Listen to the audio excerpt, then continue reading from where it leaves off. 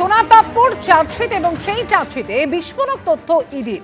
বেআইনি নির্মাণ যাতে হয় সেই জন্য ঘুষ বাবদ টাকা পাঠিয়েছে সোনা পাপ্পু। 2022 সালে 19 কোটি 49 লক্ষ টাকা খরচ করে সোনা পাপ্পু, যার মধ্যে 3 কোটি 41 লক্ষ 51 হাজার টাকা ঘুষ দেয় কসবা থানার আধিকারিক, কলকাতা পুরসভার আধিকারিক, তৃণমূল কাউন্সিলরকে টাকাও পাঠায় সোনা পাপ্পু। এমনই একাধিক বিস্ফোরক তথ্য রয়েছে ইডির দেওয়া চার্জশিটে। গ্রেফতারির 7 দিনের মাথায় কসবা সিন্ডিকেট মাফিয়া সোনা পাপ্পু ওরফে বিশ্বজিৎ পোদ্দারের বিরুদ্ধে চার্জশিট পেশ ইডির। সরাসরি কথা বলবো, আবির দত্ত এই মুহূর্তে রয়েছেন আমাদের সঙ্গে। আবির, অর্থাৎ যে চার্জশিট ইডির তরফে দেওয়া হচ্ছে সেখানে একের পর এক বিস্ফোরক তথ্য এবং সেখানে সাক্ষীর বয়ানও উল্লেখ রয়েছে, ঠিক কি রয়েছে তাতে? দেখো, তোমাকে জানাবো যে সোনা পাপ্পুকে গ্রেপ্তার করেছিল এনফোর্সমেন্ট ডিরেক্টরেট এবং গত শুক্রবার দিন যে চার্জশিট পেশ করা হয়েছে সেখানে কিন্তু জানানো হয়েছে যে 3 কোটি টাকারও ওপরে যে ঘুষ দিয়েছিল এই সোনা পাপ্পু এবং সেই ঘুষের টাকার অঙ্ক গিয়েছে কসবা থানায় আধিকারিকদের কাছে, এছাড়াও কলকাতা পুরসভার আধিকারিকদের কাছে, এছাড়াও কাউন্সিলর অর্থাৎ স্থানীয় কাউন্সিলর ছাড়াও ডোনেশন বাবদ, এই ডোনেশনের টাকা কিন্তু পুজোর ডোনেশন এবং পার্টি ফান্ডের ডোনেশন সেটাই উল্লেখ করা হয়েছে। আরও তাৎপর্যপূর্ণ বিষয় হচ্ছে যে এই তদন্ত করতে গিয়ে যে বয়ানগুলো এনফোর্সমেন্ট ডিরেক্টরেট নিয়েছে সেই বয়ান থেকে তারা জানতে পারছেন যে এক ব্যক্তি তার বয়ানে জানিয়েছে যে অবৈধভাবে বিভিন্ন জমি দখল করে সেই জমি বেআইনিভাবে নির্মাণ করা হয়েছে কোনো রকম কলকাতা পুরসভার অনুমোদন ছাড়া, এবং তার সাথে সাথে সেটার কোনো রেজিস্ট্রেশনও হয়নি।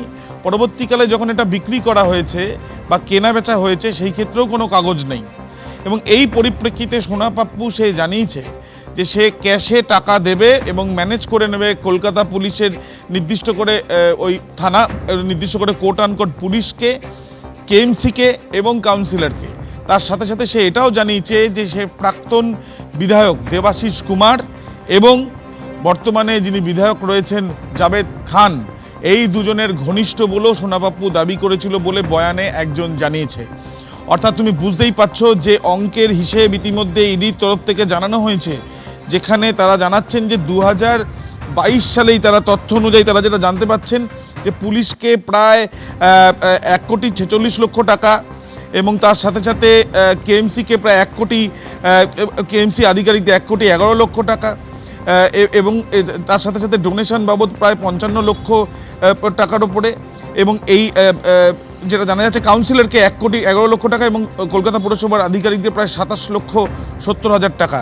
এই যে বিপুল অঙ্কের টাকা যেগুলো দেওয়া হয়েছিল তার পেছনে কারণ হচ্ছে অবৈধভাবে জমি দখল করে সেগুলোতে নির্মাণ তৈরি করা এবং যে নির্মাণটাও বেআইনি, কোন রকম নথি ছাড়া এরকম হয়েছে, এরকমও তথ্য চলতো। কোথায় কোথায় টাকা পাঠিয়েছিল এই সোনা পাপ্পু, এই গোটা বিষয়টি চার্জশিটে উল্লেখ করা হয়েছে। সঙ্গে থাকো আবির, এবং এটাও জানা যাচ্ছে যে সোনা পাপ্পুর তদন্তের সাক্ষীর বয়ানে একেবারে বিস্ফোরক তথ্য উঠে আসছে।